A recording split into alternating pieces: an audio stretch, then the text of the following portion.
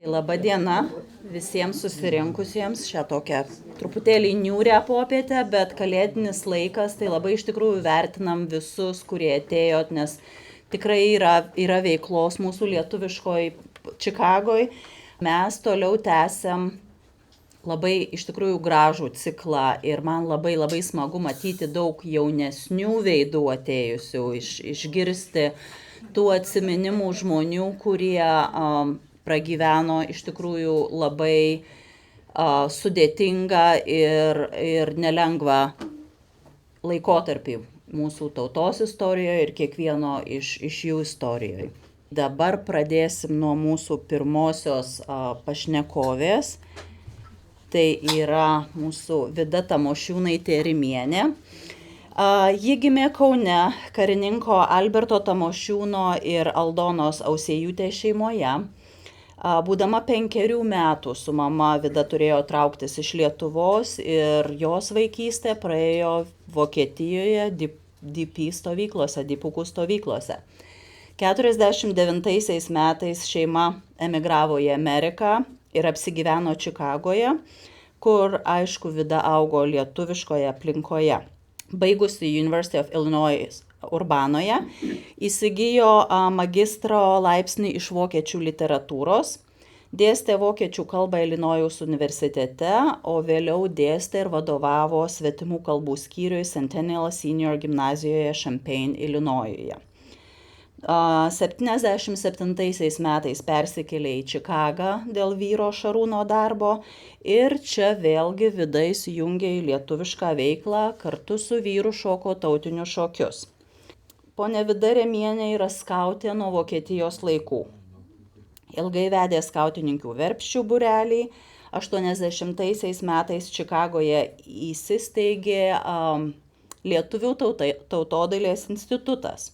Vida išmoko austi ir dalyvauja instituto veikloje.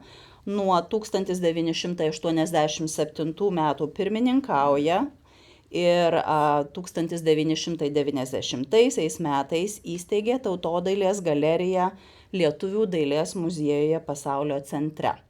Tai dabar kviečiam ponę Vidą papasakoti savo istoriją.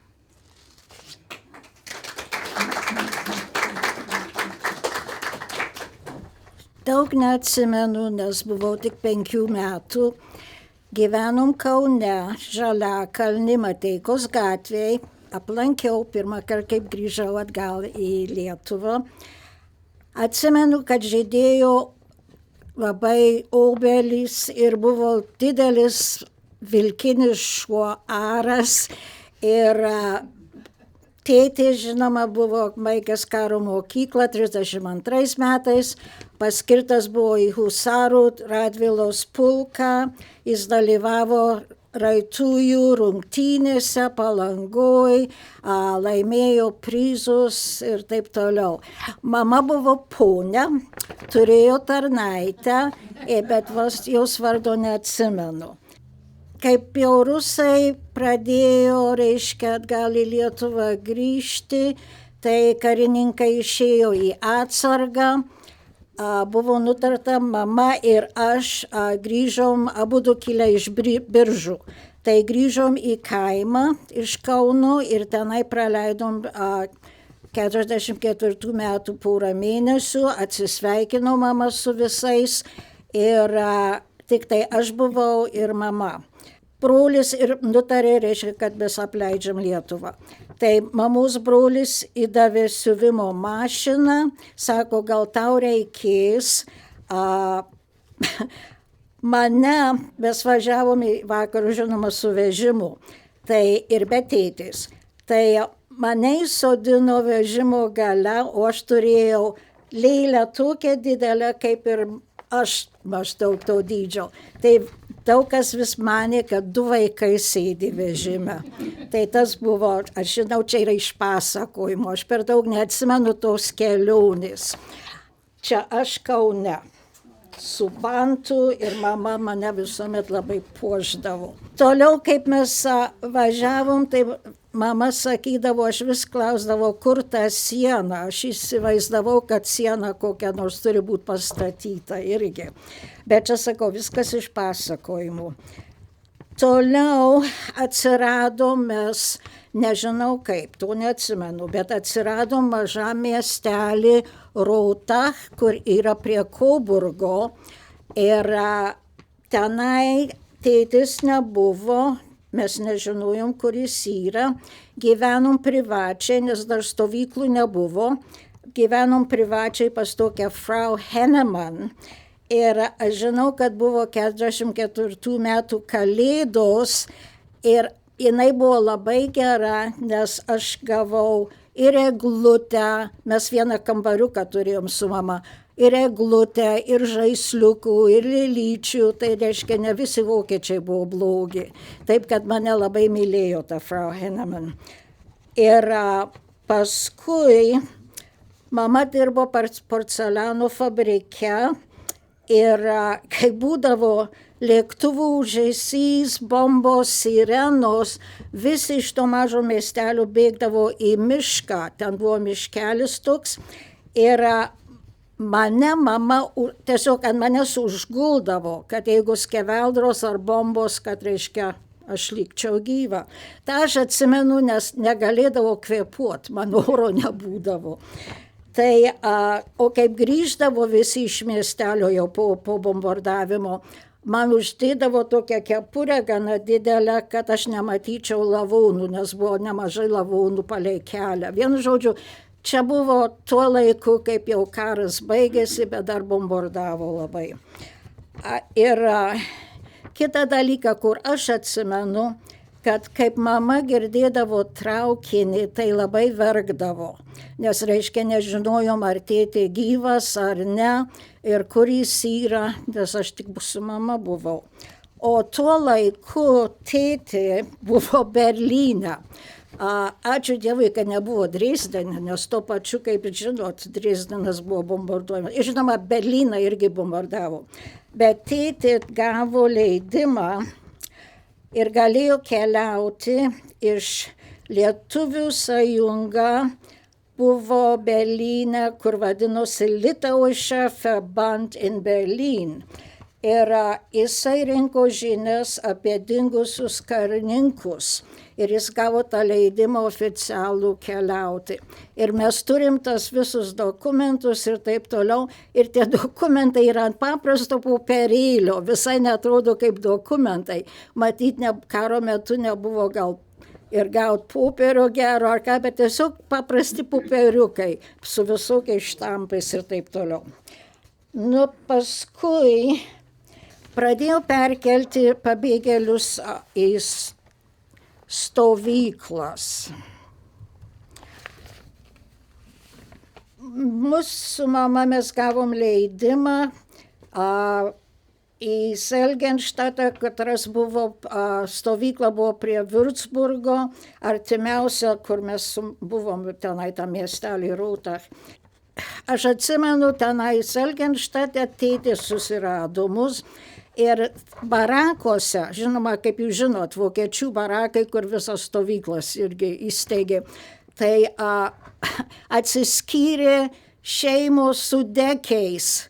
Reiškia, barakas buvo didelis ir su dekiais buvo atskirti kambariukai, kad galėtum šiokio tokio privatumo turėti. Mes ilgai tenai nebuvom, nes gavom leidimą keltis į Anglų zoną. Ir irgi leidimas yra, kad 3 gali keliauti su sunkvežimiu iš Selgenštato, kur Amerikonų zonoje, į Britų zoną, į Detmoldą. Tai jau buvo 46 metų sausio maždaug mėnuo, kaip mes atsiradom Detmolde. Tėtė dirbo kaip administratorius laikraščiui Lietuvių žinios. Jie vadino angliškai Lithuanian Weekly News, tai čia buvo Detmolde. Ir mes kaip persikėlėm iš tikro į Augustdorfą, Tai va čia yra įvažiavimas į Augustdorfo stovyklą, o Augustdorfas buvo visai šalia Detmoldo. O Detmolde buvo susirinkę visi ir rašytojai, ir inteligentai tenai, ir ten buvo laikraštis, kaip sakiau, leidžiamas.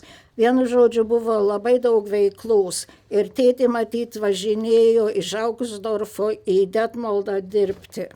Čia tie barakai, bet čia jau turėjom kambarį. Ir čia iš stovyklos gyvenimo, kaip jūs esate jau matę, eina, reiškia, maisto ar pieno ar ką eilutė. Tai buvo kasdieninis ir tenai parūpindavo UNRWA, parūpindavo maisto ir rūbų ir taip toliau. Tėtė irgi dirbo kartu su UNRWA vienu laiku. O kaip jisai dirbo su lietuvių žinios, tai turim irgi tėtis, viskas yra surinkta, nes yra net ir susirašinėjimas su konsulu Daudžvardžiu, su draugu iš Anglijos ir kitų stovyklų. Matyt, visi siuntė žinias, nes leido Detmolde tą laikraštį. O jisai buvo, reiškia, po visas stovyklas paskui irgi siunčiamas. Kai mes gyvenom, reiškia, Augustdorfe, tenai buvo didelė veikla, taip kaip ir kitose, kaip jūs girdėjot, Hanau ir kitose stovyklose irgi. Tai čia buvo labai įdomu, kad, o čia aš esu skautė. Nežinau, ar atskiriat mane. Žilinskaitė buvo mūsų vadė su gėlėm, o aš esu tiesiai prie jos tenai. Tai mano skautavimas prasidėjo Augustdorfe. Vieną kartą išvarė visus iš barakų ir purškė, DDT ar ką tenai purškė. Vienu žodžiu, mes turėjom gyventi palapinėse. Ir aš negalėjau žaisti su savo draugėm, nes aš turėjau saugot savo seserį.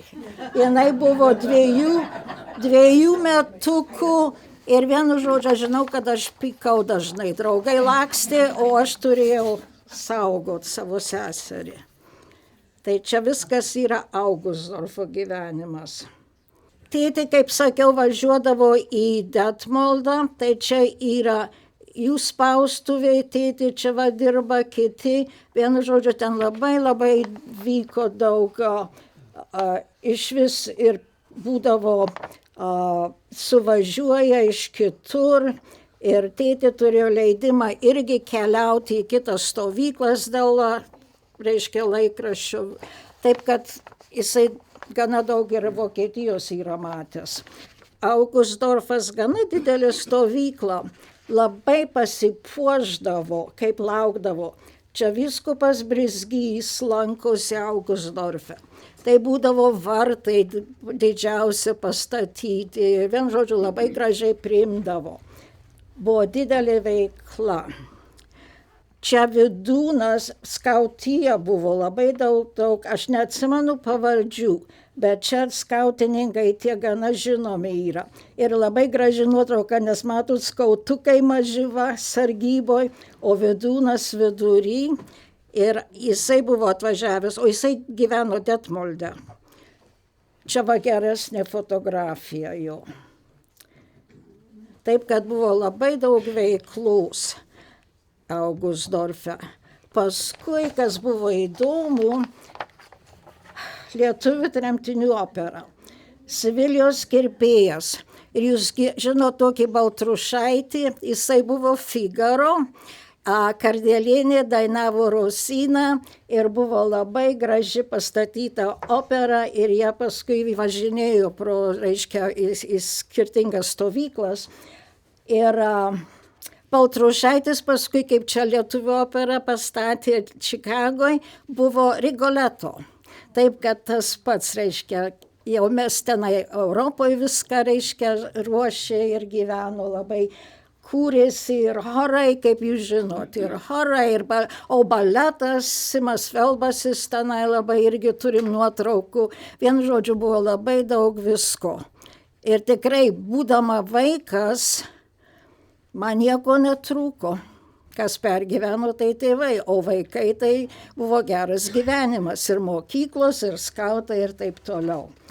Atėjo laikas, kaip gavom jau iškvietimus, jau buvo 49 metai ir Ventorf anglų zonoj buvo pereinamoji stovykla ir čia, reiškia, atsiradom birželio maždaug gale ir tikrino sveikatą ir purškė mus irgi nuo visokių galų. Vienu žodžiu, perėjom per visus tos visi panašiai. Jie vadindavo čia processing center. Tai pereinamoji tokia stovykla, reiškia. O iš čia paskui tiesiai į Bremerhaven, kur laivas jau buvo ir mes Liepos 14 išplaukiam su laivu. O čia jau lipam į laivą ir mūsų laivas vadinosi, aš nežinau, ką reiškia, USAT Marine Jumper. Tai aš tik atsimenu jumper. O ja. Vienu žodžiu, laive gyvenimas buvo man smagus, nes čia aš vidury maždaug, aš nesirgau, daug kas sirgo, o aš žinau, mane išgelbėjo apelsinai.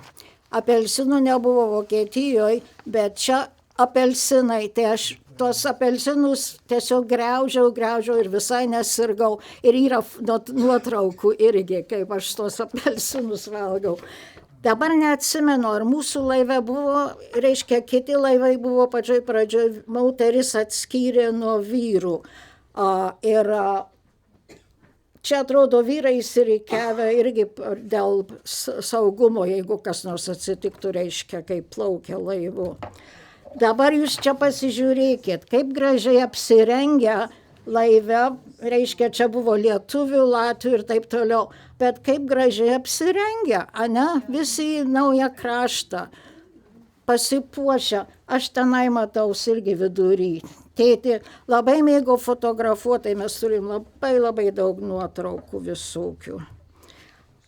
Tai kaip čia atsiradom Amerikoje, tai buvo Liepos 19 dieną, 49 metais ir pasiekėm New Yorką ir tada mus iškvietė dėdės Juozo sesuo, kur buvo seniai Amerikos lietuviai. Ir Waterbury, Connecticut, o jau Waterbury buvo labai daug lietuvių, reiškia, kurie atvažiuodavo.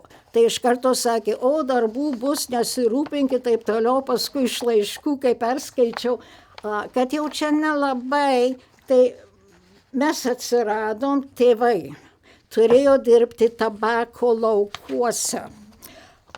Tai man priminė, kaip žiūrėjau į nuotraukas, priminė juodžius pietuose Amerikoje, reiškia laukai tabako, paskui buvo daug tokių visokių pastatų, kuriuos džiovindavo ir taip toliau. Ir mes gyvenom tokioj lūšneliai, tai sakau, iš nuotraukų tikrai atrodo kaip juodžių gyvenimas Amerikos pietuose. Po to ilgai nedirbom tenai, nes buvo labai sunkus darbas. Tai po metų persikėlėm į Čikagą nuolatiniam gyvenimui.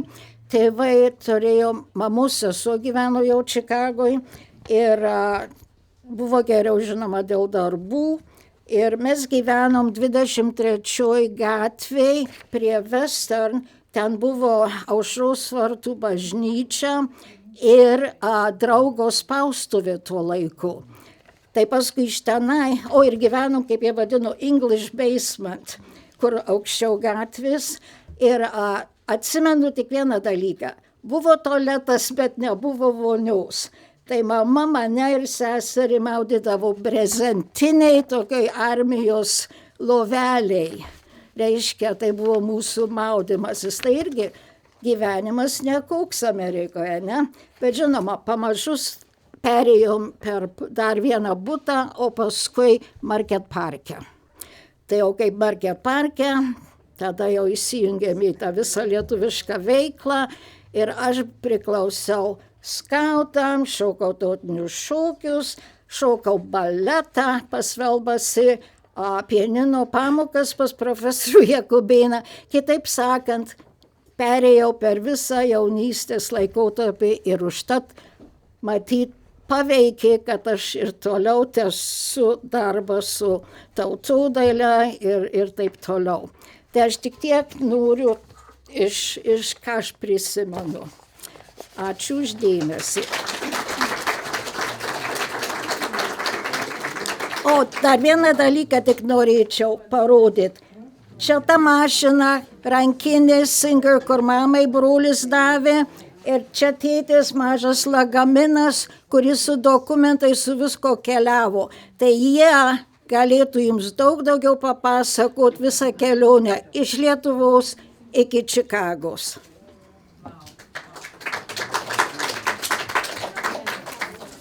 Labai ačiū poniai Vidai. Aš tik tai norėjau vieną tokią trumpą pastabą pasakyti, kad tas laikraštis lietuvių žodis, kurį minėjo ponė Vida. Iš tikrųjų, mes jį archyvuose turim ir jisai yra suskaitmenintas. Tai jeigu kas nors nori paskaityti, yra spauda.org, yra DP leidiniai ir tas laikraštis ten yra visas suskaitmenintas. Kaip ir beje daugelis kitų. Einam prie mūsų Aušrelės Sakalaitės, kuri gimė 1940 metais Juozo ir Jadvygos Sakalų šeimoje. Kaip ir daugelis, 44 metais šeima pasitraukė iš Lietuvos, nes tėveliai rusai tikriausiai būtų nušovę, kadangi jis buvo Lietuvos kariuomenės karininkas ir savo laiku dezertyravo iš rusų armijos. Mama, sesutė Ramutė ir Aušrelė be abejo būtų išvežę į Sibirą. Šeima bėgo iki vokiečių sienos, kur tėveliai paėmė kasti apkasus, o arklį su vežimu vokiečiai konfiskavo.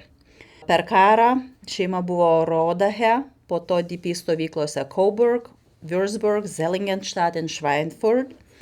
49 metų spalio mėnesį šeima išplaukė į Ameriką.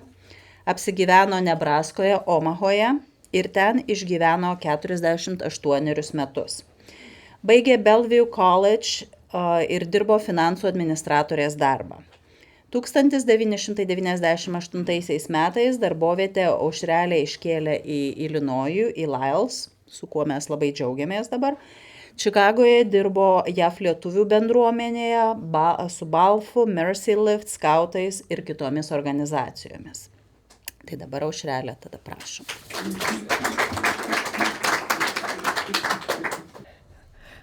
Labas rytas, aš tik tai norėjau papasakot, mes tai turėjom išbėgti iš Lietuvos, nes mano tėveliai buvo ir jo kuopa buvo rusai apsupę ir mano tėveliai pasakė, kad arba jisai pasirašys, kad jie prisirašo prie Raudonos armijos, arba juos sušaudys. Tai tėvelis pasirašė, kad jie prie Raudonos armijos. Ir tai, kai mes išbėgom į Vokietiją, visą laiką per radiją jo ieškojo ir mes visuomet bijojom, kad tie tokios mašinos būdavo su tamsiais langais, kad jį pavogs. Ir mano mamytė buvo labai nervuota dėl šito. Bet mes išbėgom su tokiu 2 ratų, kai sako, vežimu su mūsų daiktais, mano sesutė, mamytė ir tėveliu. Kai mus paėmė, kai mes per sieną ėjom į Vokietiją, tada mūsų viską konfiskavo ir tėveliai paėmė apkasus kast. Mes tryse, mano močiutė mums davė 2 paltis lašinių ir 2 tokius, kai sako, užvalkalus nuo pagalvių su choriu. Tai mes nešėm savo daiktus ir ėjom, iki mes pasiekėm Rodachą. Rodache mus apgyvendino privačiai, mane aš buvau 4 metukų, tai mane į darželį, o mano seserį į mokyklą, o mano mamytę į amunicijos fabriką. Tuo laiku labai bombardavo visą laiką ir pas mus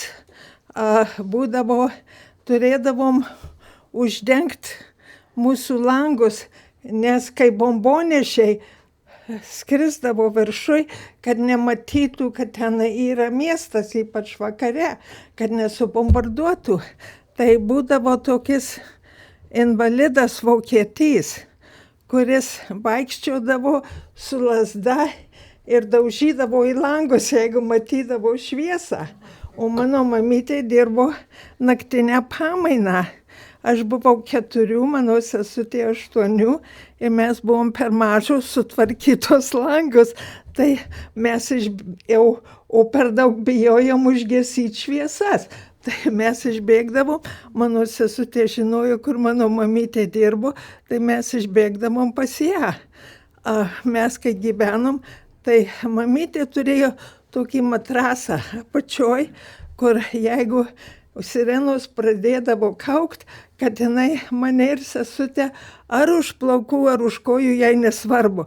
Jinai mus paimdavo ir mesdavo į tą sklepą, paskui po to jinai ateidavo. Vieną sykį tas kulka iš mūsų orkaitę, kai mamytė kepė kugelį, iš tanko kulka pataikė į mūsų orkaitę.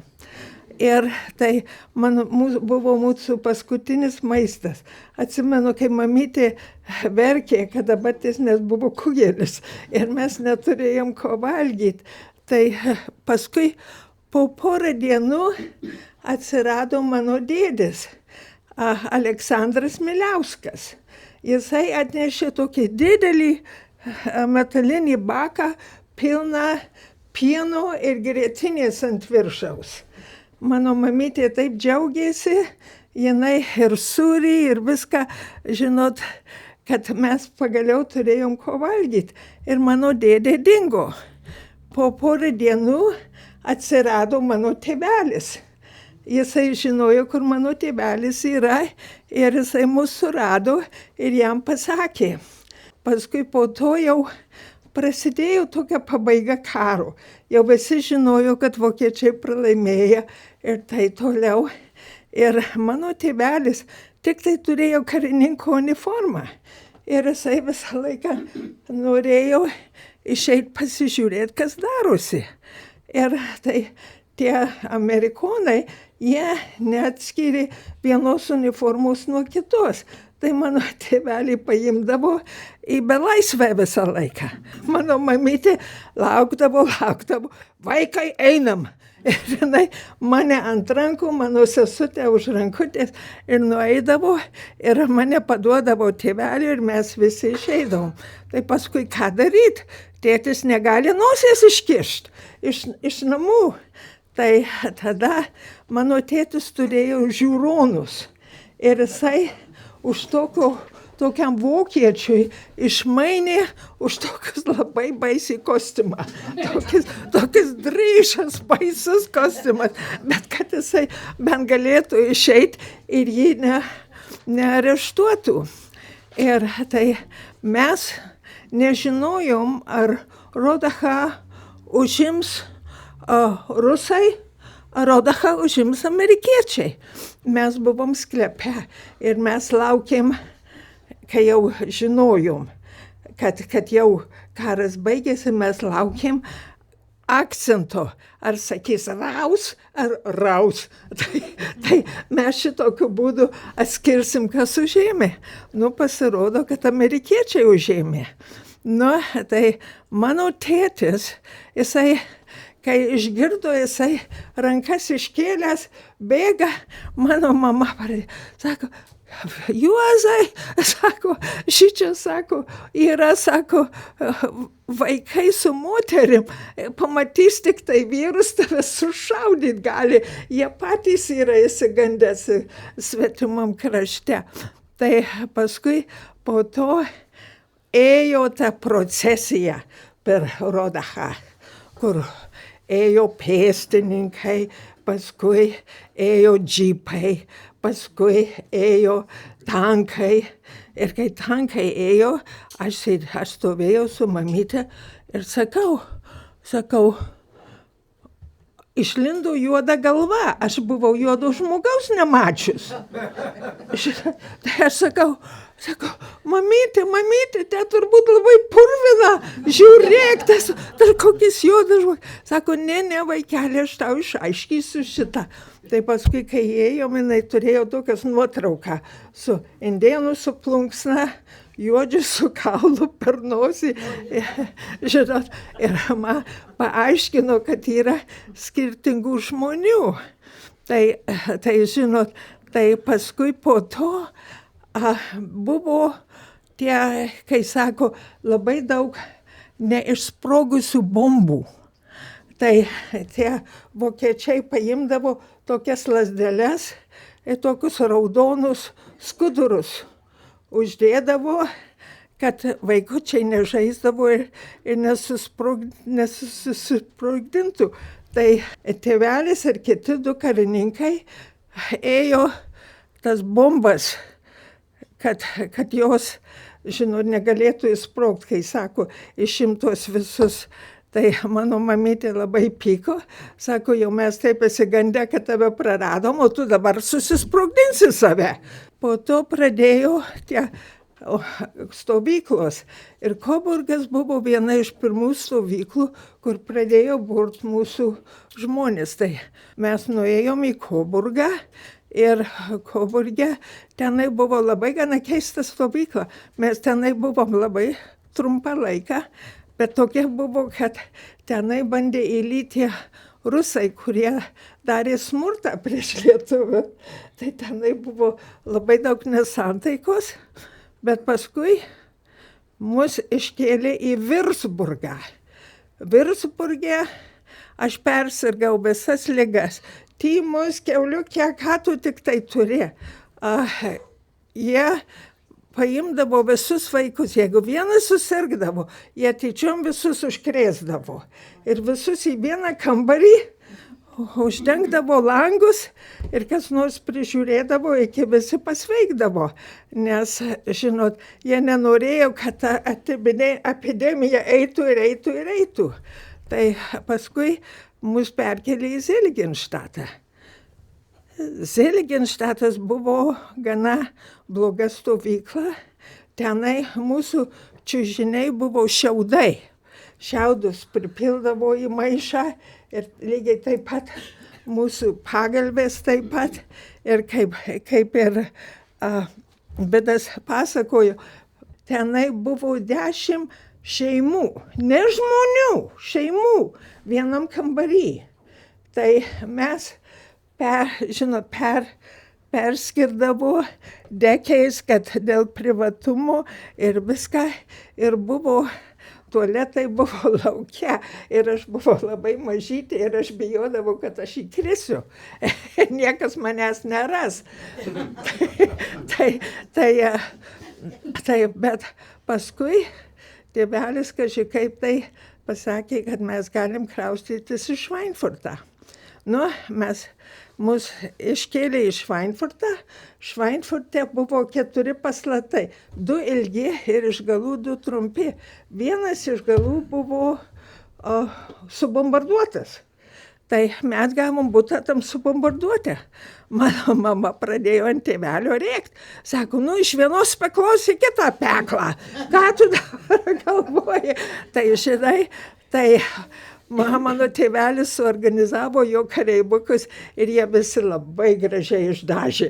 Iš tikrųjų, tas mūsų butas buvo beveik gražesnis už bet karių. Buvo baltas su tokiam šviesiai mėlynom gėlėm, aš nežinau, kaip jie tą sugalvojo, bet tikrai labai gražiai padarė.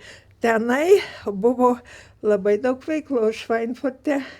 Mano tėvelis, jisai buvo fizinio lavinimo instruktorius, jisai tenai iš visų stovyklų subūrė sportininkus ir turėjo sporto šventę ir pakvietė visus amerikiečius ir viską.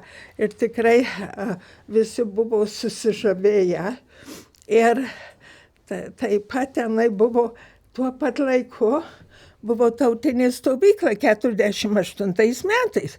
Aš gimus 40-ais. Tu turėjai būti 9 metų prieš tu galėjai į stovyklą. Aš buvau 8 metų. Mano mama sako, paskutinis sykis, kada jinai gaus progą pamatyti tas Albes, tu turi padaryti išimtį jai. Jisai sako, aš negaliu jai daryti išimtį. Aš sako, kaip tai, tu vadovas, sako, jo, užtat aš negaliu. Sako, tada aš visiems turėsiu išimtį padaryti.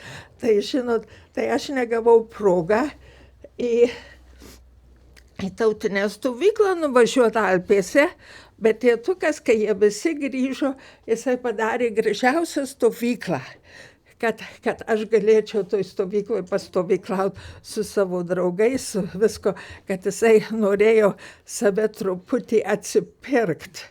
Šveinturtas buvo, mes turėjom mokyklą, toj mokykloj buvo tokis, žinot, pečiukas ir buvo tik stalai ir Vaičiūnienė buvo mūsų mokytoja ir jinai buvo labai griežta. Po kiek laiko mūsų stovyklą padarė pereinamą stovyklą, kur žmonės iškraustė lietuvius ir kad tie, kurie nori vyksta į kur, kad galėtų ten ir pasitikrinti sveikatą ir viską. O aš labai myliu gyvuliukus. Aš turėjau ir katytę, ir 3 triušius, ir vieną paukštį ir viską. Tai žinot, man tenai buvo, labai smagu gyventi, nes mano mamytė irgi mėgo gyvulius ir visuomet man leido juos laikyti, kad ir mums buvo trūkumas maisto. Tai sakau, mes tenai gyvenom. Iki mano tėvelis norėjo į Kanadą, nes jo brolis buvo Kanadoje. Bet kaip jį patikrino, jisai, kai buvo fizinio lavinimo instruktorius, jisai metė diską ir jam trūkis buvo. Ir jį neišleido į Kanadą. Tai pas mus gyveno tokia šeima, kosmonai. Ir jie buvo repatriantai. Ir juos išmetė iš stovyklos kaip vokiečius, išskrynino. Bet jie buvo iš Pilviškių. O mano tėtis irgi iš Pilviškių. Tai jisai sako, aš suaugo šitai žmonėmė, ne jokie naciai. Tai jie paėmė šitos ir, žinot, atgal į stovyklą, nes mano tėvelis buvo pirmininkas ir policijos vadas to stovyklą. Tai jisai biškį turėjo autoriteto. Buvo Juozas Jasaitis. Jisai buvo Omahoj ir tie žmonės, kur tėvelis padėjo, jam paėmė ir jis priimdavo lietuvius į savo parapiją Omahoj. Tai jie taip pat užsirašė ir jie tenai iškeliavo, bet prieš iškeliaujant pasakė, kad jeigu mums ko reikia, kad jie mums padės. Tai kai mes negalėjom į Kanadą, tėvelis sako, mums lengviau bus iš Amerikos į Kanadą negu iš Vokietijos. Tai ir tada mes spalio mėnesį išplaukėm ant General Taylor į Ameriką.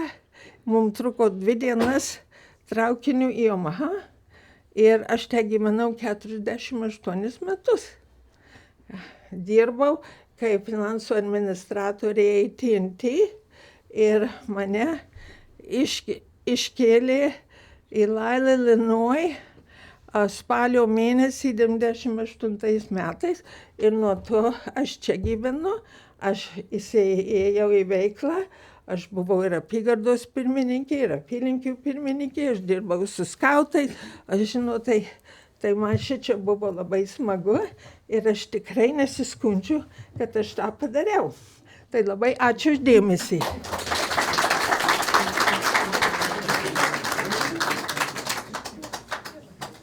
keliaujam prie mūsų istorijų, prie mūsų pasakotojų. Kalbinam ir girdėsim iš Danguolės Markos Bielskienės.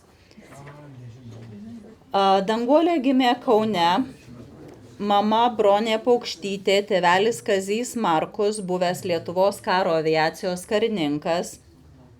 Rusų armijai įsibrovus į Lietuvos žemę, Danguolė su šeima pasitraukė į Vokietiją, nes grėsė tėtės įkalinimas ir šeimos tremtis į Sibirą. Vokietijoje Antrojo pasaulinio karo metu šeima gyveno Regensburgo priemiestyje. Karui pasibaigus jie buvo perkelti į Šeinfeldo DP stovyklą. 49 metų spalio 13 dieną Danguolė su tėveliais kariniu laivu US Army Transport General Stuart Heinzelman atplaukė į Niujorko uostą. Jie vėliau įsikūrė Melrose parke, Illinois, Čikagos priemiestyje. Danguolė lankė Sacred Heart pradinę mokyklą ir Proviso, jeigu ištariu gerai, East gimnaziją. 65 metais įgijo diplomą Bachelor of Science in Pharmacy iš University of Illinois. Šioje profesijoje ji yra išdirbusi bene arti 50 metų. 1968 metais Romoje, Italijoje ištekėjo už Pijaus Bielskaus, užaugino 2 dukreles – Kristina Bielskus Baron ir Audra Bielskutė Norvilienė. Abi džiaugiasi vaikaičiais Alana Baron, Aukse ir Vyčiu Norvilais. Tada girdėsim dabar iš Danguolės. Labai ačiū. Aš, kaip sakau, gimiau Kaune. Mano mama Bronė Paukštytė dirbo savo tėvų nuosavam restorane studentų ramovėj, o tėvelis buvo iš pradžios mokytojas, paskiau baigė karo mokyklą, buvo kavaleristas ulonas ir paskiau priklausė Lietuvos aviacijai iki pat rusų pirmos okupacijos. Ir 1944 metais mano šeima nutarė pasitraukti iš Lietuvos dėl dvigubo pavojaus nuo rusų ir nuo vokiečių. Aišku, tėvelis, kadangi karininkas, visuomet jam buvo pavojus, kad rusai ateinanti antrą okupaciją, kad jie jį suareštuos, įkalins arba mus visus įstrems, į Sibirą ištrems. Nuo vokiečių irgi buvo didelis pavojus. Tėvelis buvo jų suimtas, po nacių suimtas, įmestas į kalėjimą, pabėgo ir slapstėsi tuo laiku. Ir kaip tas įvyko, yra labai įdomu. Tėvelis su draugais vieną kartą suėjęs kalbėjo ir kritikavo labai vokiečių kariuomenę, Hitlerį, nacių, tą visą partiją ir neigė tą faktą, ką vokiečiai sakė, kad jie padėjo Lietuvai išsilaisvinti iš rusų. Jie iš tikrųjų okupavo Lietuvą ir Lietuva nebuvo laisva. Tai jį kažkas apskundė iš savo tų draugų ir naciai atėjo, suareštavo ir įdėjo į kalėjimą. Dabar kalėjime išėjo taip, kad tėtis susirgo su tymais, kur yra measles, labai užkrečiama liga ir tuo laiku jo generacija nebuvo skiepyta dėl to. Tai labai vokiečiai įsigando, kad juos apkrės, jų kareivius apkrės ir taip toliau. Tai tėtę paėmė iš kalėjimo ir nuvežė į ligoninę. Ligoninę lankė tėtis draugas ir jie buvo susitarę, kad draugas jam atneš rūbus, po paltu pasikavojęs, tėtė apsirengs su tais rūbais ir iš tikrųjų šoko per langą ir pabėgo. Ir tada slapstėsi, reiškia, negalėjo grįžti namo, turėjo kas naktį nakvoti pas kokį kitą draugą. Tai su tokiom problemom turėjo pasitraukti. Bet tuo laiku aš buvau metukų su pusę, mane buvo išvežę į tėtės tėviškę, kadangi Kaune buvo sunku mažiem vaikam prie vokiečių. Buvo labai sunku gauti pieno, maisto, kadangi vokiečiai viską vežė savo kareiviams. Mūsiškiams, lietuviams liko labai mažai maisto, buvo tokie nesaugus laikai.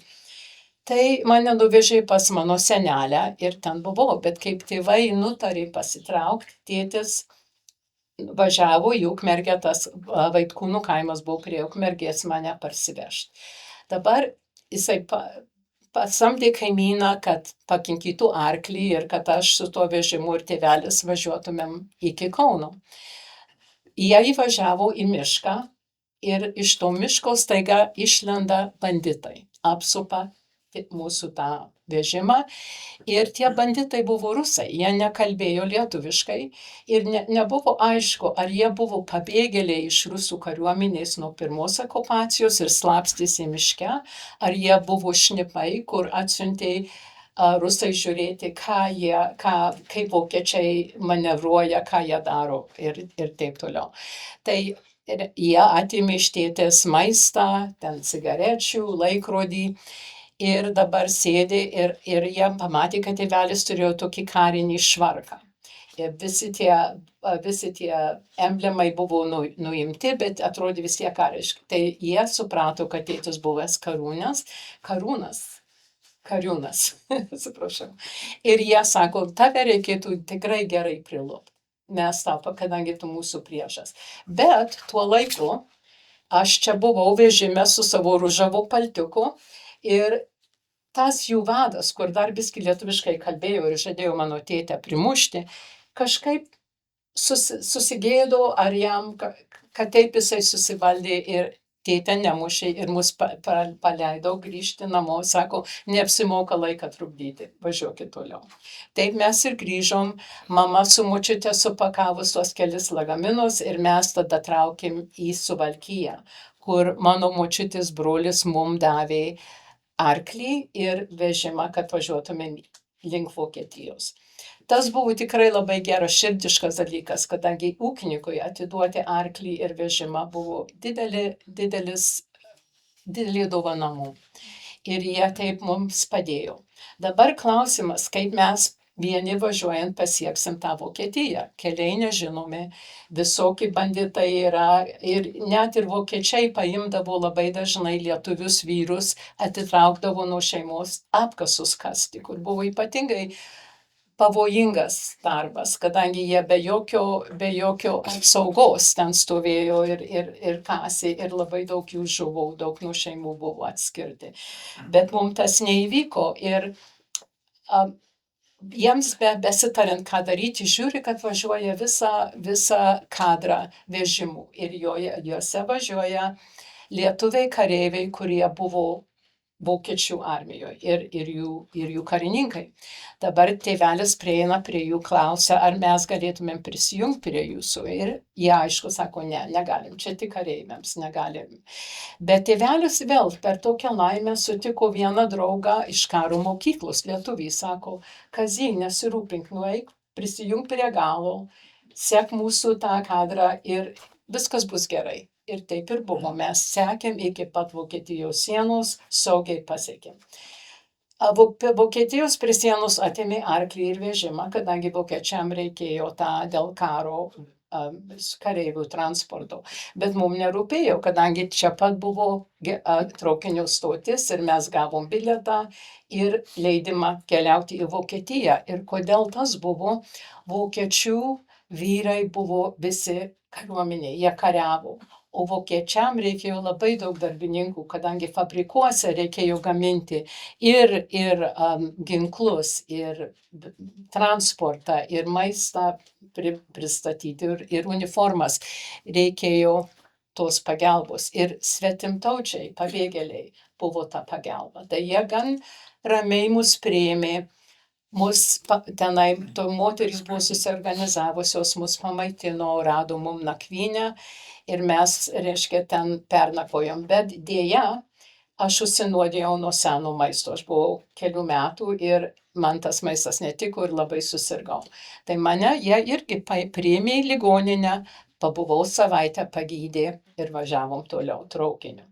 Dabar klausimas, kur mes sustosim, galim važiuoti bet kur Vokietijoje. Bet mano močiutė sako, važiuojam į Bavariją, kadangi ten yra katalikai, mes ten rasim bažnyčias, rasim kunigus, mums bus daug ramiau. Ir tėvelis sutiko užtat, kad jisai žinojo, kad bavarai niekados nerėmė pilnai Hitlerį. Jie nemėgo jo ir jie net buvo toks pavyzdys, kur man Banė Kronienė pasakojo, kaip ateidavai Bavarijoje ar susitikdavai žmogų. Visoje kitoje Vokietijoje tu turėsi sakyti Heil Hitler. Pasisveikinimas. Bavarijoje, jeigu tu sakysi Heil Hitler, jie nusisuks nuo tavęs. Jeigu sakysi Grüß Gott, reiškia, kaip mes sakytum garbė Jėzui Kristui, jie tada to jau atkreipdavo dėmesį ir būdavo visai kitoks santykis. Tai tėvelis irgi sako, važiuojame į Bavariją, sustojom prie Regensburgo, tenai gavo tėvelis darbą fabrike ir mes gavom mažą medinį namelį, kur galėjom gyventi, kadangi jau visi darbininkai buvo kareiviai, kariavo, buvo mums vietos turėti tą namelį. Ir tėtis to jau iškasė bunkerį, sudėjo mūsų lagaminus, kadangi ta mintis buvo, jeigu mes būsim slėptuviai, bomba kris ant to namelio, nors mūsų visi dokumentai įsisaugos. Ir taip buvo.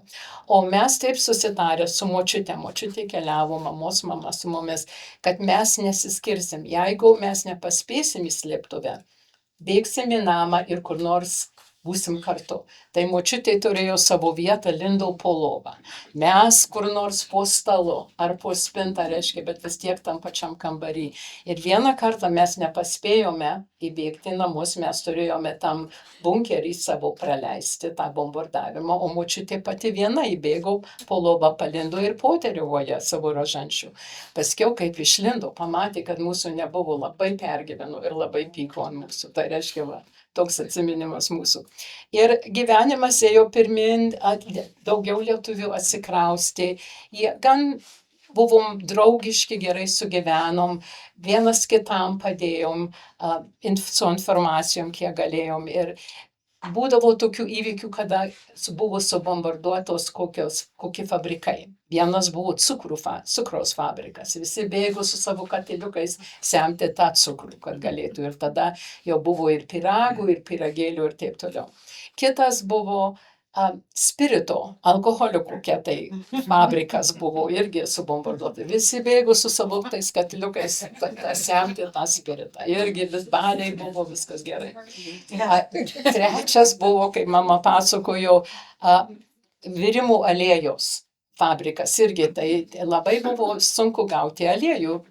Ir margariną arba sviestą, tai visi vėl bėgo su katiliukais prisitėmė. Bet mama kažkaip įtarė, kad tas aliejus nebuvo virimui, bet buvo mašino. Kadangi, sako, kaip kepdavo, tai rūkdavo tie juodi dūmai, išrūko ir paskiau iškepa ir taip ir gyvenom. Atrodo, kad taip po biskį gyvenom. Buvo ir labai liūdnų nuotykių kaip įvykių. Vienas daktaras buvo lietuvis su šeima atvykęs ir jis dirbo fabrike, jo šeima laukė jį kūčių vakarą grįžtant, kad jie pradėtų vakarienę savo kūčių ir tuo laiku bomba pataikė ir užmušė jo šeimą. Tai visi lietuviai bėgo kasti, galvodami gal atkas, gal ras ką nors gyvą, gal nors ras kūną, kur galėtų palaidoti, bet dėja nieko nerado. Ne, yra labai, labai tokių liūdnų įvykių.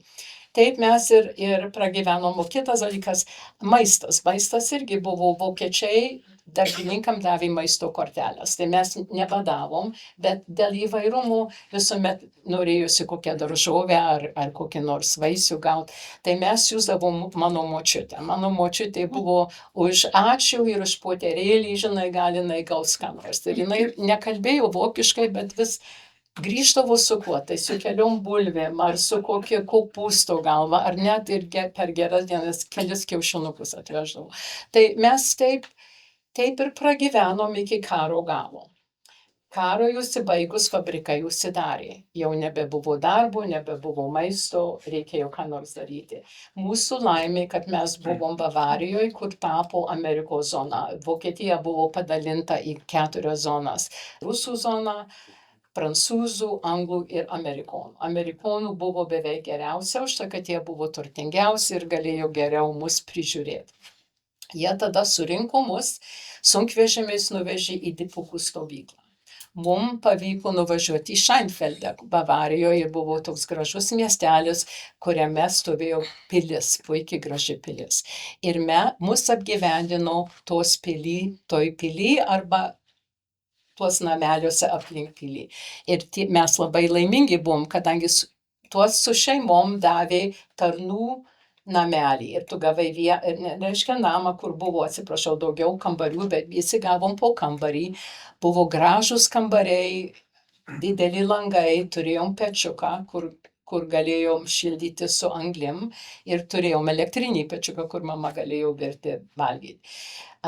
Ir kiti viengungiai buvo patalpinti pily, kur nebuvo labai gražu, bet nebuvo labai patogu, kadangi jų visi buvo sugrūsti į tas sales, taip kaip sako, anksčiau buvo pasakota, jų lovelės buvo atskirtos su paklodėm pakabintom ant virvių, kad reiškia turėtų savo, kaip tu pasakoji, kaip būtų šrelė, jo. Tai čia viengungiai buvo, vyrai vienam aukšte, moterys kitam.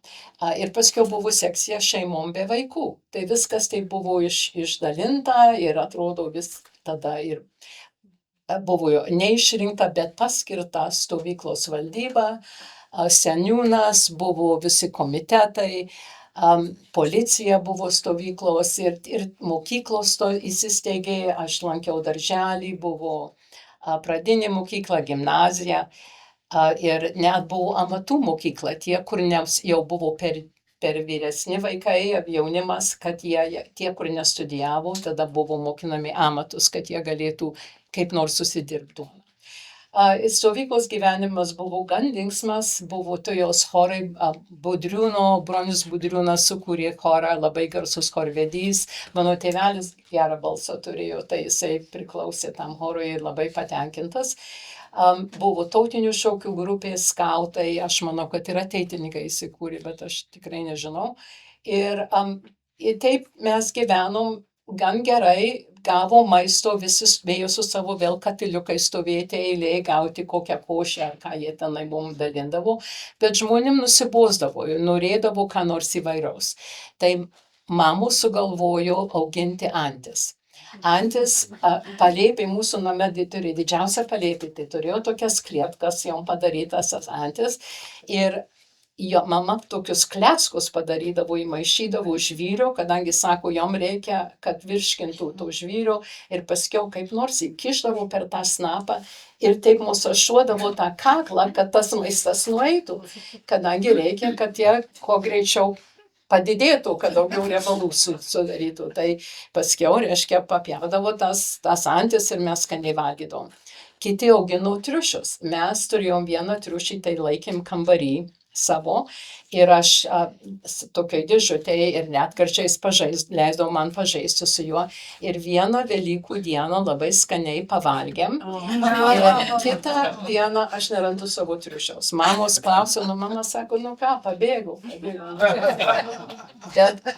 Bet po to aš tą žiemą mama man pasiuvo tokį iš dekių, kareivinių dekių paltuką. Ir labai gražiu tokiu baltų kailiuku.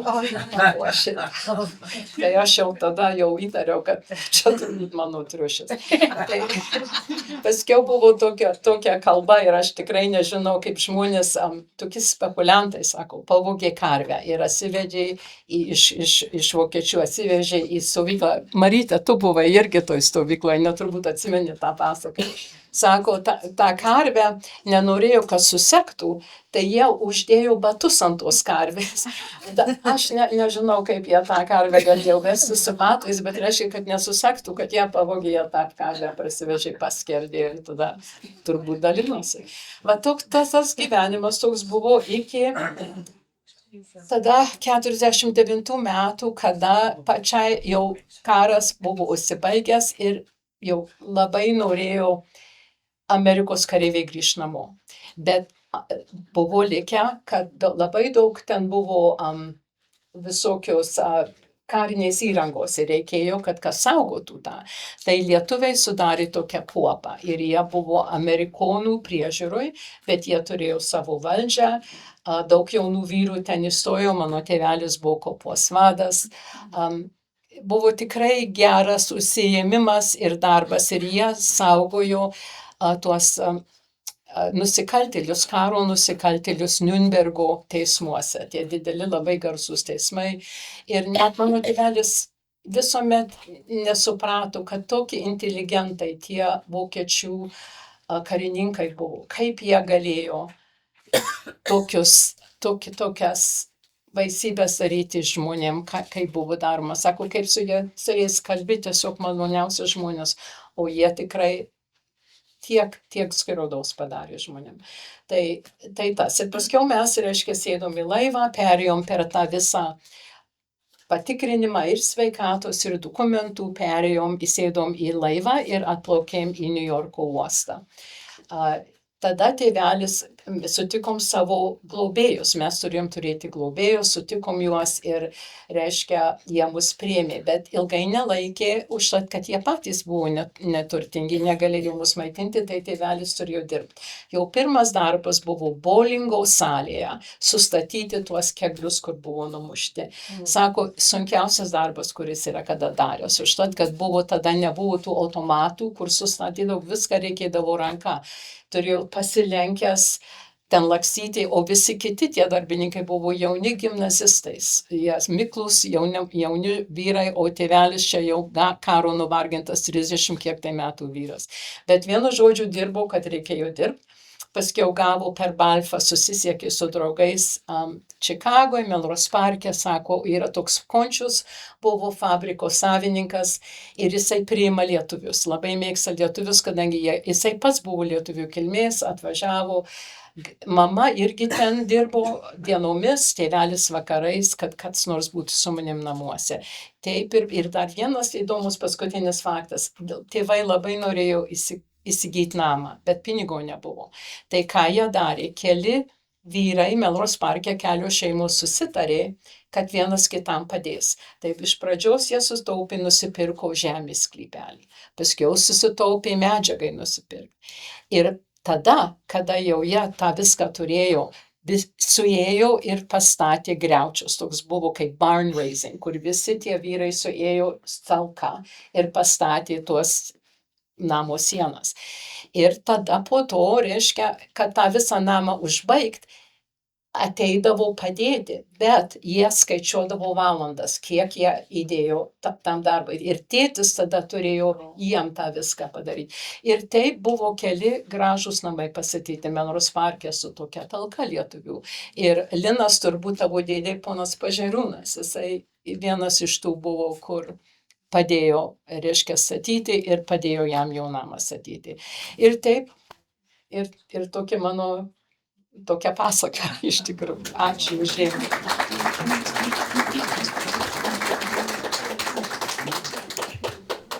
Juozas Liubinskas. Juozas gimė Kaune 1931 metais, kovo 5 dieną.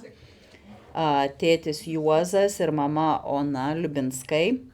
1944 metais šeima pasitraukė iš Lietuvos ir atsidūrė Augsburge. Tuo metu Juozui buvo 13 metų. 49 metais atvyko į Ameriką ir apsigyveno Čikagoje. 1951 metais Korėjos karo metu Juozas įstojo į Amerikos karo aviaciją, kur ištarnavo 4 metus.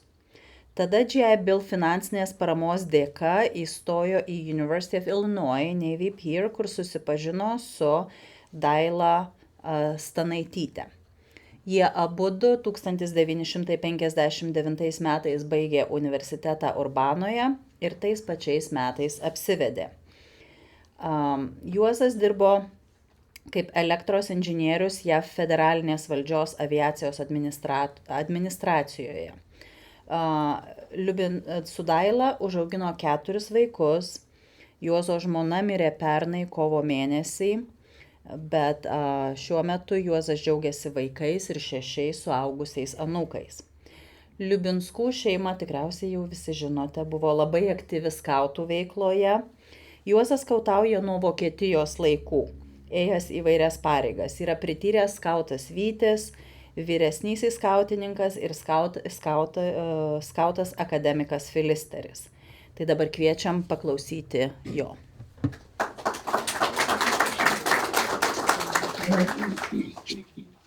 Kai pasiklausiau čia, tai man mūsų šeimai buvo daug geriau važiuoti, kiek daug vargų žmonės turėjo, o mes tai kaip labai gerai. Tai pradėsime šitai. Mes bėgom dėl to, kadangi aš skaitau, kad mes esame, mūsų šeima buvo buržujai. Ir čia visi matau, jūsų tėvai buvo buržujai. Aš suprantate tą žodį buržujai, tokie turtingesni, ar išmokslinti ir panašiai. Ir turėjo iš tikrųjų, kas liečia mane, Stalinas išrašė bilietą buržujams lietuviams tiesiai į Sibirą. Tai mes dėl to ir bėgome. Dėl ko iš tikrųjų buvo padėtis tokia, kad mano tėvas senais, kai sakoma, prieš karą buvo Lietuvos pašto centro valdybos narys referentas. Žinoma, paskui perėjo pensiją, kadangi jis vyresnis. Paskui jis buvo biznierius pašto ženklais. Su visą pasaulį, su Amerika, Vokietija, žinoma, tas rusams irgi nepatiko.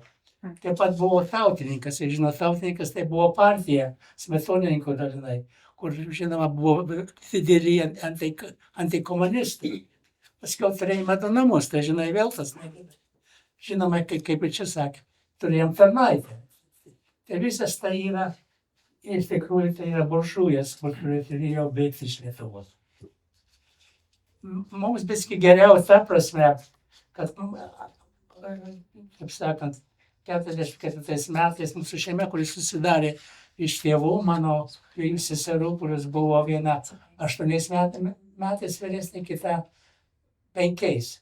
Tai 8 metais vyresnė jau buvo 3 metus Vytauto didžiojo universitete medicinos studentė, o kita, kad tik baigė gimnaziją. Tai ir paskiau tėvai. Tai mes 44 metais, kaip aš jau buvau 13 metų, 80 metų tam atgal, tai žinau, kokio amžiaus aš esu dabar. 23 metų. Ir mes važiavom sunkvežimiu. Iš Kauno į Klaipėdą ir važiavome. Tas kelias be abejo buvo turbūt žvyrinis ir vis lenkiau vežimus su 2 arkliais. Retai, kad matyčiau vieną arklį. Prisimenu, kad 2 arkliai ir vežimas, žmonės ir čemodanai ir panašiai.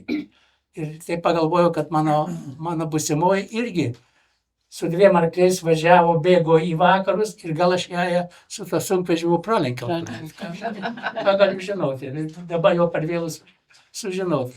Ir kita ko mums reiškisi, kadangi mums tempė iš tikrųjų kitas sunkvežimis ir tas užpakalį turėjo vairuoti, mes atsitrenkėme vieną vežimą. Žinoma, ten 911 negalėjai pašaukti nieko. Tai nežinau, sustojo, ten gal apsirygė panašiai, tik tą mačiau, kad iškinkė vieną arklį šlubą, nuėjo į šitą lauką ir su Brauniku nušovė. Mane dar nušovė tą arklį, kadangi jau niekam tikė. Bet man tai įdomu, kad koks tai vokietys buvo ar kas nors, nežinau, kadangi Brauniką mūsų ūkininkai tikrai neturėjo. Tai pasiekėmės Kybartus. Tai tenais ėjo, išgirdom, kad eina apkasus vokiečių kareivis per namus, imti žmonės, vyrus į apkasus. Tai tėvas palėjo pasislėpė, mama savo šitą mezgę. Tai atėjo, paėmė mama, pagal tavo vardas pavardė, tai prašoma rytoj 8 valandą į turgų pristatyti. Moteris jau įmė. Tai jau mes tą kitą rytą jau mes buvom ant, iš tikrųjų, military train, mūsų šeima jau važiavo į vakarus link Berlyno. Nežinau, kur mes pakeitėm, bet žinau, kad Berlyne buvome, visi praleidom naktį Subway Station Berlyne, su visą 1000 kitų lietuvių šitą vokiečių šeimų ir paskiau mes į Vieną. Nuvažiavom, mes jau žinojom, kur važiuojam, kadangi tėvas turėjo ten pažįstamų, mes jau žinom, kur būsime, ten buvome apie metus laiko, kur mumis subombardavo, persikėlėme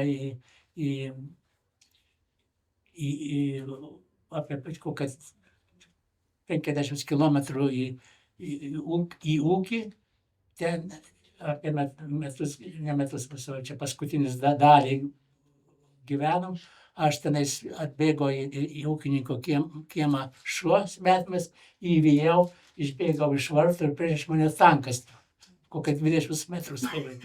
Tai buvo pirmas, reiškisi, amerikonų tankas atėjęs į mūsų kaimą. Žinoma, aš nežiūrėjau, tai jau bėgau pasakyti visiems, kad jau čia amerikonai atėjo. Tai, reiškia, mano antras pasaulinis karas pasibaigė tada, kada aš tą tanką pamačiau. Iš tenais mes važiavome į Jeną, atgal, ten jau buvo lietuvių, nes anksčiau buvo irgi Jenoje lietuvių, nes prie vokiečių dar šventėm kūčias tenais, bet prieš tai. Anyway, tada buvo suorganizuota tada Pabaltijos žmonių traukinys į Augsburgą, tai buvo lietuviai, latviai ir estai. Ir ten be abejo ir ukrainiečiai, ir rusų, kai kurie rusai, ir lenkai ir panašiai grįžo namo, o mus, sako, veža į Bavariją, kur šito patiko visiems. Ir kai traukinys pradėjo važiuoti, tai pradėjo važiuoti į rytus, tai gal, žinai, daug nereikia. Gaidas eina, kad veža mums atgal į Lietuvą, į Rusiją. Tai ten pasiruošęs šokti, net nešokti, kada mes sustodavom.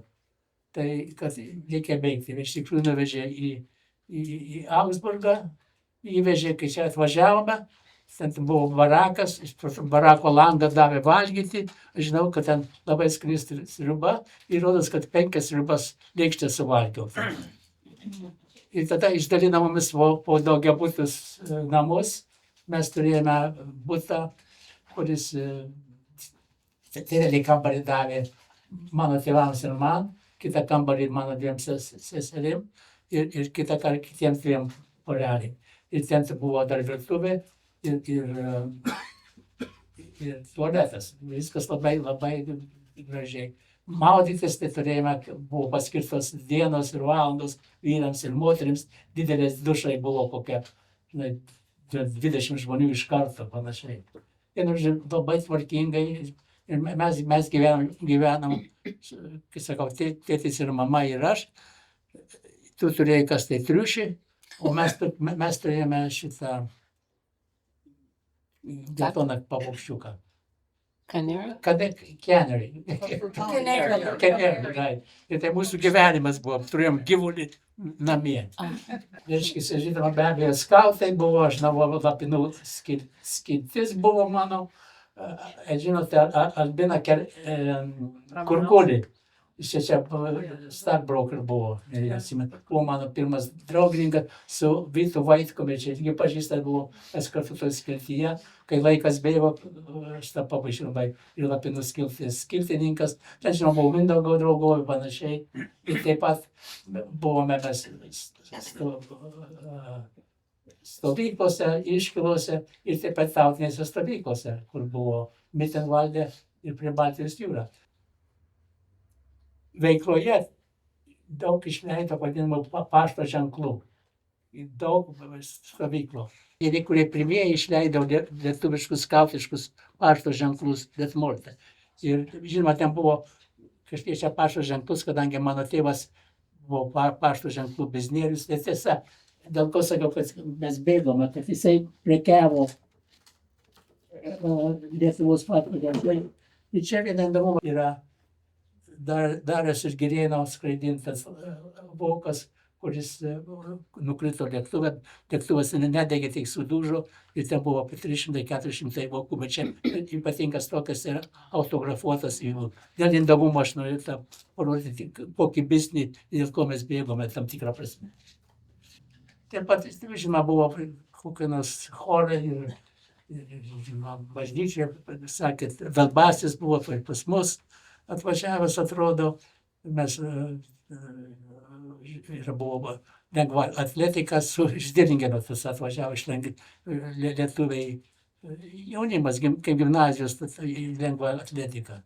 Taip pat būdavo ir soccer, tai buvo tarp baltų, ukrainiečių ir lenkų.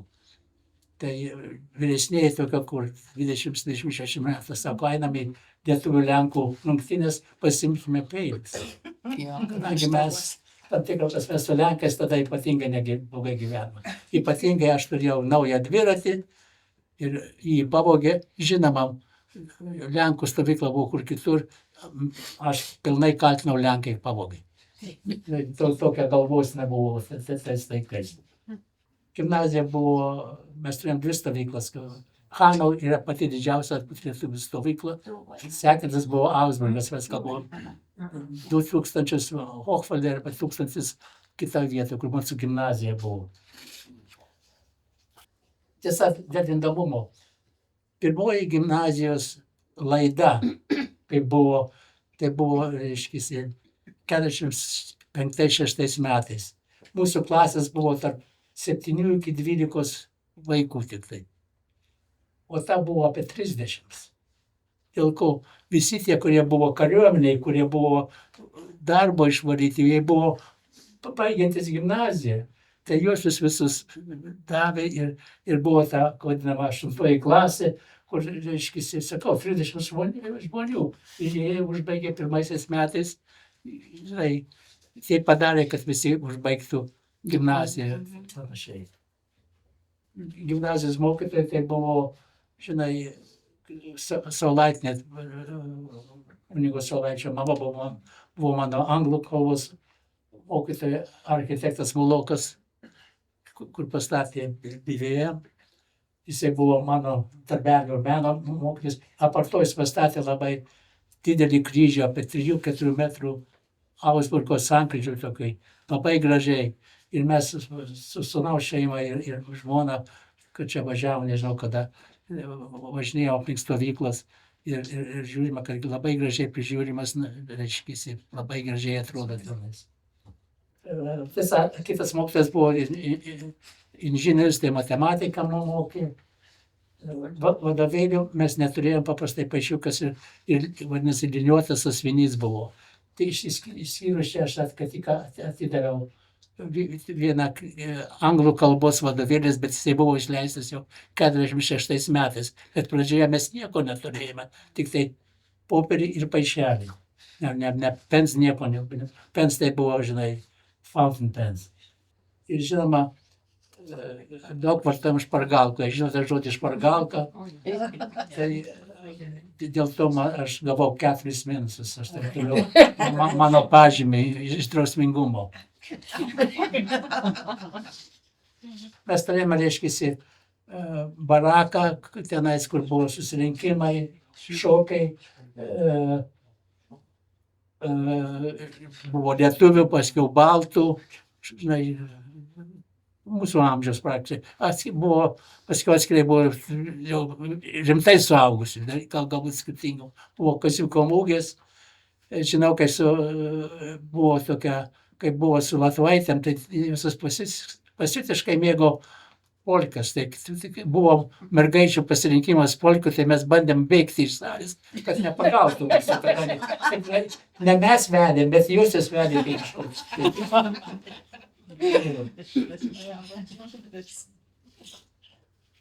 Žinoma, ten buvo, vienintelė tai buvo akordeonas be abejo, patefonas, galbūt pianinas galbūt buvo, žinai, dėl mūsų šokių. Vienas labai įdomus dalykas tas, yra, kad, jei žinote, skautų specialybę, aš turėjau ugniagesio ir Račiūnas. Romas Račiūnas, čia kur buvo vadovas. Tai gavome ugniagesių specialybę. Dėl ko? Kad mūsų stovykloje, tai ten buvo 12 bučių namai panašiai, mes neturėjome arti gaisrininkų. Tai vokiečių gaisrininkai mumis nebe lietuvius ir kitus skautus išmokino, kaip gesinti. Iš tikrųjų atsitiko, kad priešais mane kitas barakas, kur turėjo visokių, žinai, stalių, batsiuvių ir panašiai vietas, užsidegė. Tai mes su Račiūnu ištraukėm šliaukas ir nasų ir prisijungėm vandenį ir aš priekį su nazu, jisai tempėm tą, bėgom gesinti. Žinoma, labai greitai ten medis buvo, karšta buvo, tai mes turėjom pasitraukti. iš to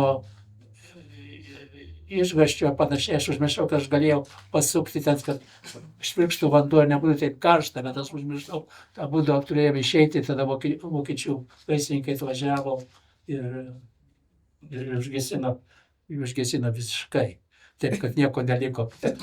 Mūsų ping-pong salė dingo. O, jūs be abejo girdėjote apie spekuliantus.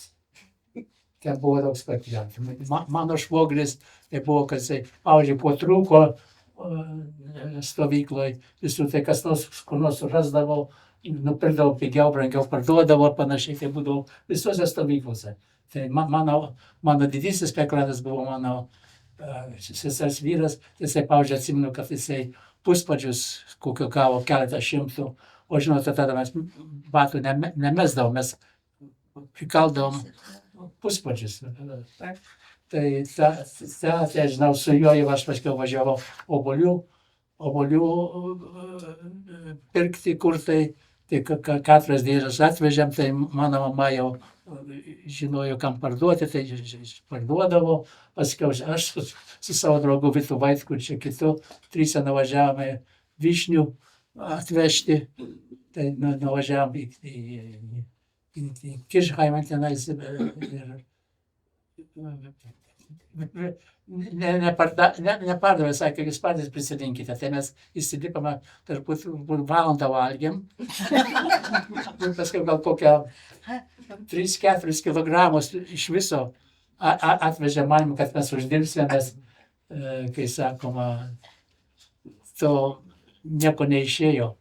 Bet tik tas kitas dalykas, kad tam Kirchheime buvo traukinys, kur galėjo važiuoti atgal į Augsburgą. Tai prieinam, sakom, bilietą galima. Sako, galite, bet važiuos už 6 valandų. Ir čia tai yra kitas greitasis traukinys, bet reikia leidimo. Tai mes kiti, kai sakoma, flip the coin, aš buvau išrinktas, tai mes tais laikais turėjome, nežinau, žinojate, turkiškas cigaretės, ne Amerikos, bet Amerikos per brangius. Tai aš turkišką cigaretę pakelį padėjau prie langelio, aš noriu 3 bilietus į Augsburgą ant šito traukinio. Sumatėjau. Kitsaugiat, kišį visą laiką, sakau, čia su spekulacija. Ir aš paskiau, galiu taip pat aš turėjau, mano gimnazijos simpatija išvažiavo į Ameriką, aš perėmiau juosios darbą, aš važiuodavau apie kokį 20 km už Augsburgo, į Pieniną nupirkdavau, nežinau, kiek kilogramų sviesto, parsiveždavau, padodavau savo mamai, tai jinai savo pasimdavau, jau išparduodavo, o jei neišparduodavo, tai išeidavo prie išėjimo, tai kaip garažai, kėdę pasistatė, sviestą iš žmonės, ir tai buvo daug tų kėdžių, visur pardavinėjo visokių dalykus stovyklos, įsivaizduokit, kadangi visko nors trūko, tai kas nors turi parduoti, tai kas nors praeina, nuperka. Tai buvo toks gyvenimas.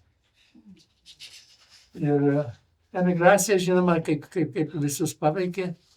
Aš ne tik, kad iš skirtininko tapau draugininkas, by default, ir tą turėjau teisę išrašyti skautų liudijimus. Vaitkus mano draugas čia. Jisai jaunesnis buvo, aš buvau 18 metų, tada jisai 17, negalėjo gauti kokio darbo rimtesnio, net būdamas 18, o čia nebuvo reikalavimas kokiu tai, driver's license buvo turbūt, tais laikais nebuvo tokių problemų. Tai jisai pasiuntė man nuotrauką, aš rašiau skautų liudijimus ir nuotrauką pakeisdamas datą ir pasirašydamas, išsiunčia man gal, jisai gavo Argo, čia tam fabrike Argo darbą. Aš ir spekuliantas ir viskas sukčius. Emigracija, žinoma, tai mano 2 seserys, kaip žinote, į Kanadą, medžių kirsti, lygtai į Angliją, Ternaičių, Braziliją, žinoma, Australiją. Ir mano seserys, abi 2 šeimos išvažiavo Australiją ir mes, niekas nesiūlė mums darbų.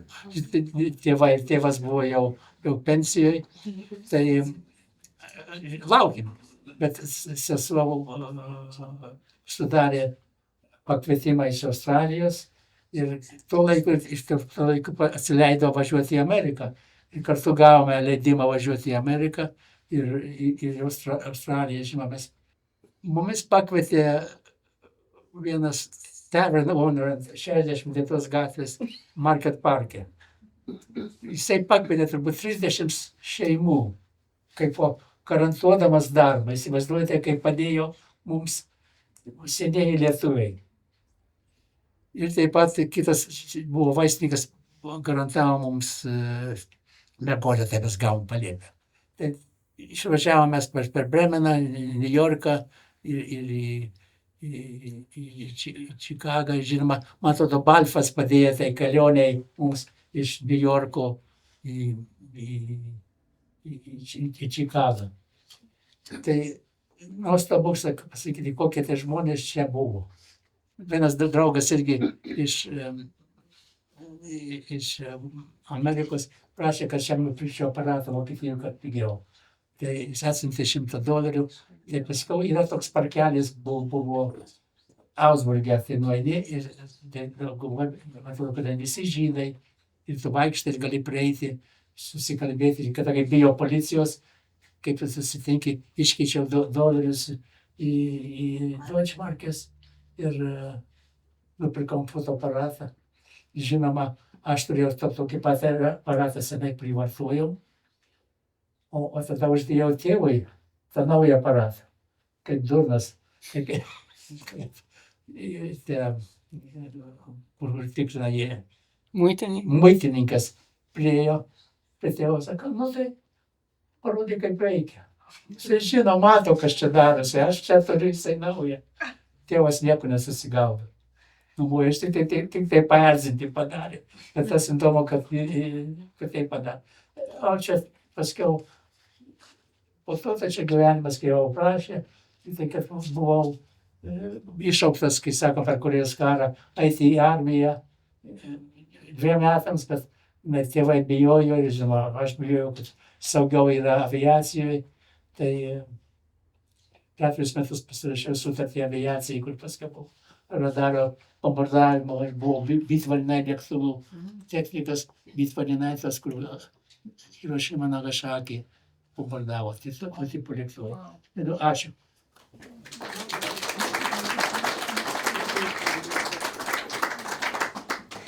Ačiū visiems, bet aš labai noriu pareklamuoti knygą. Čia yra Lietuvoje išleista knyga. Lietuvių perkeltojų asmenų stovyklos yra praktiškai sudėtos visos informacija apie visas stovyklas. Tai mes iš tikrųjų, jeigu norite kam nors dovanos, mes jau turim nedaug, nes jos labai sunkios, viena knyga 2 kilogramai. Tai atsivežti arba atsisiųsti iš Lietuvos nėra labai paprasta, bet šiek tiek turim. Ar kokių nors turim klausimų, pageidavimų, pastabų, pasakymų? Dabar yra pats tas laikas, kai jūs galit mūsų prelegentų paklausti. Ar padėkoti?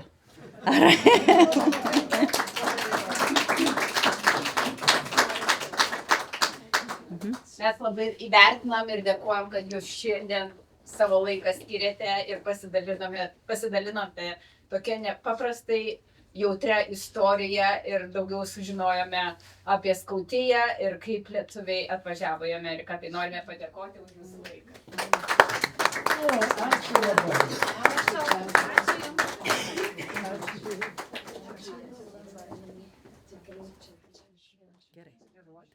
Mes iš Tyrimo centro taip pat norim padėkoti.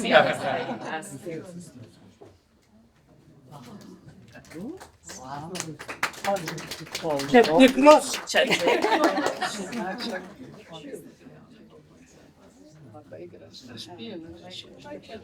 Aš mėgstu gėles, bet kadaise su žmona susitarėm, aš tau gėlių niekad nepirksiu, bet juvelyrus pirksiu. Gėlių atsirasdavo visuomet, bet reiškia, aš nepirkdavau. Bet dabar dėkoju labai. Ačiū.